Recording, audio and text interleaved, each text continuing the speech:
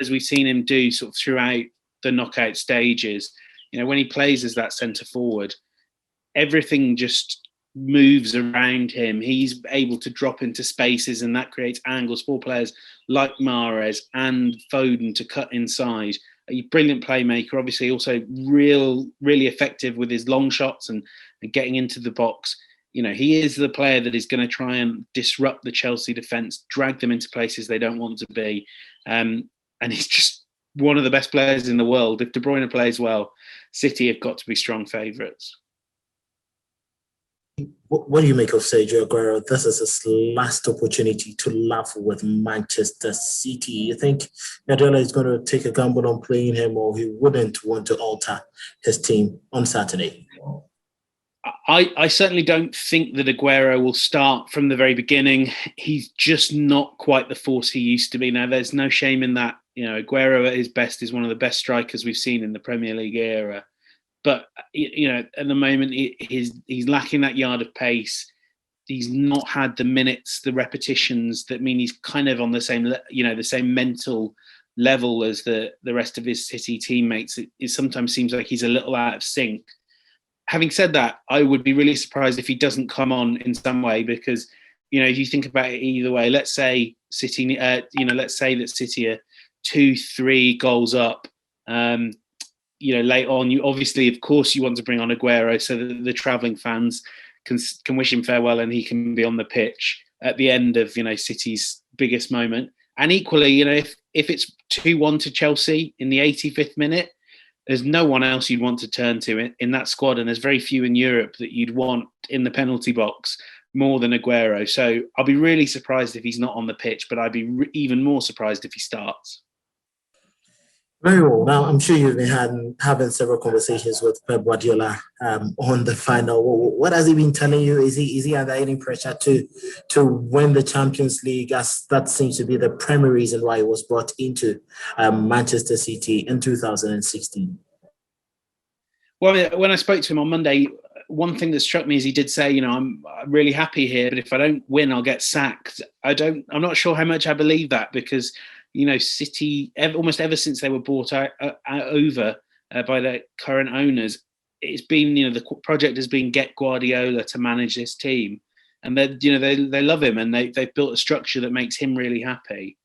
I don't think he feels the pressure. I don't think his team feel the pressure. I think, if you look at the age of this squad, and there are some older players, but you're seeing a young core developing: Foden, Diaz, Rodri. I'm sure they'll add a new striker next year to strengthen that. I think he knows that as long as he wants to compete for Champions Leagues at City, they'll keep him, and he'll be in a position with this squad to contend. So really relaxed, not feeling the pressure at all, trying to enjoy the moment. I think that's very true. And I think he knows that he could be back, but also that he's got a squad that can win it this first time anyway. So he seemed, I was surprised in how confident and at ease he seemed. I'm sure this will not be as much pressure for him as we might assume. Although, he will obviously want to win, and will obviously, as he said to me, the nerves will be there at kick-off. But when I spoke to him on Monday, he seemed... All right, now with Thomas Tuchel, he was finalist last year. He lost it, came to Chelsea in the middle part of the season, and he's able to turn the things around for the Blues. Would this be a loss to him should he lose a second successive final? It would be really disappointing, because look, at Chelsea, there's no prizes for being the finalist. This is about winning trophies, or else you've not done your job well enough. So, if he doesn't win, it would be a really disappointing end to a really good first half a season at Chelsea. I think that equally, the club will understand that, he has done really well from where Chelsea were when he took over to where they are now. I mean, they were 8th in the table. It looked like they weren't going to make the Champions League. And certainly, I think most of us were thinking it would probably get knocked out by Atletico Madrid, or wouldn't get much further than that. So there have been real signs of progress. He has only 1 year left on his contract. But I mean, I spoke to him yesterday, and he said, I want to stay. I want this to be a long-term project. And although that's hard to get at Chelsea because they're not the most patient with managers, there is a real connection. I think it's a club that he likes. I think the players like him. I know there's a strong German core building in this squad with Rudiger, Havertz, Werner. That means that this could be a really good fit. I think he sees it as a good fit, and go into next season possibly with a new striker and strengthening the squad with a new centre back. It will look like a really real contender. So I wouldn't think that this will be a huge problem for him if he doesn't win on Saturday, disappointing as it would be. Well, now, finally, just the two coaches, their style of play and assessing their chances on Saturday. James, which one do you think will be superior over the other, and any reasons why? I mean, obviously, one of the interesting things is that this City team is a Guardiola team, 4-3-3. Creative wingers that really are expressive. They can hug the touchline and come in quickly. A centre forward in De Bruyne that does so much, that can function as a 10, a 9, a midfielder. And Chelsea's team is nothing like what we would think of a Thomas Tuchel team. It is defensive. It uses possession as a defensive weapon as much as an offensive one. And it's really about counter-attacking, playing it safe, looking to win by fine margins. So I think, clearly the City team is more representative of Guardiola, and it's a bit more proactive and well defined. And therefore, I think if you played this match 90 times or 100 times, maybe 70 times, City would win it. But Chelsea give themselves a better chance by being solid. I still think City will win this. I mean, I predicted 2-0 everywhere else. I think it will be close. I think Chelsea will make it really hard for City to score, even if they don't have much of the ball. But I think in the end, the individual quality of De Bruyne, Mahrez, Foden, there's so many ways City can beat you. You kind of can only really see one way of Chelsea winning. So I think City will win it. And I think it will be, a strong performance by City. Well, James, this is off Saturday's final, but arguably the manager of the century when it comes to the Champions League, Zinedine Zidane, leaving Real Madrid. A bit surprised after just a bad season with no trophy for him. And where do you think his next journey will lie? I think he will take time. He'll take time off because this is a hard, draining job. He talked a lot about leaving. I remember after the Champions League semi-final, he was talking about it in the press conference.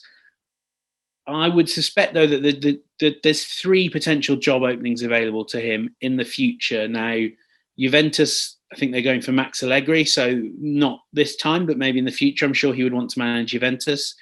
PSG as well, no doubt, and we'll have to see what happens with Pochettino. And then the France national team. I think they're the 3 ones that you could see him managing in the relatively near future, but he won't rush. I don't think he'll be in a new job next season. I could be wrong. I don't know for sure, but I think he'll take his time, recharge his batteries, and come back refreshed. He's a much better tactical manager than people give him credit for. And I think he would be a really great hire for anyone that wanted him. Now, James, Zidane is leaving all right, but the other managers, it looks more like a merry-go-round. In Europe at the moment, the top clubs, Allegri back to Juventus, hearing Pochettino wants to make a return to England, and all that. What do you make? What do you make of all these movements of coaches in and around the top clubs in Europe at the moment? I think in many ways this really reflects like the turbulence of the last 18 months or year or however long it is with the COVID pandemic. It feels like so much longer. And someone like Conte, it really does come down to that Inter Milan don't feel like they can give him the resources he feels he needs to take them to the next level. So he's looking elsewhere.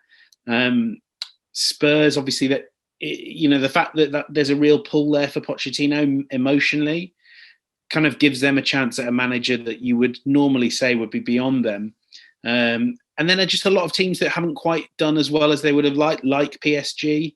I'm sure they would like to keep Pochettino, but it's not, it's not been quite as good a match as we thought it might be. Similarly, with Barcelona and Koeman, I think there's just a lot of teams that haven't really lived up to the potential of their squad, and that means managers taking the blame, because if you're a big team with big players that earn big money, you can't just get rid of the whole squad. No one would, Real Madrid, no one wants Isco. No one really wants Gareth Bale except Tottenham, and even then we don't know if he'll be back next season. No one wants their expensive players. So in the end, the manager is the one that has to pay the price every time. Thank you so much, James. Really appreciate your time, and then hopefully we discuss much more after Saturday's final. Great. Thanks for having me. All right. Have a good time and less stress. Enjoy. Cheers. Thanks, Calvin.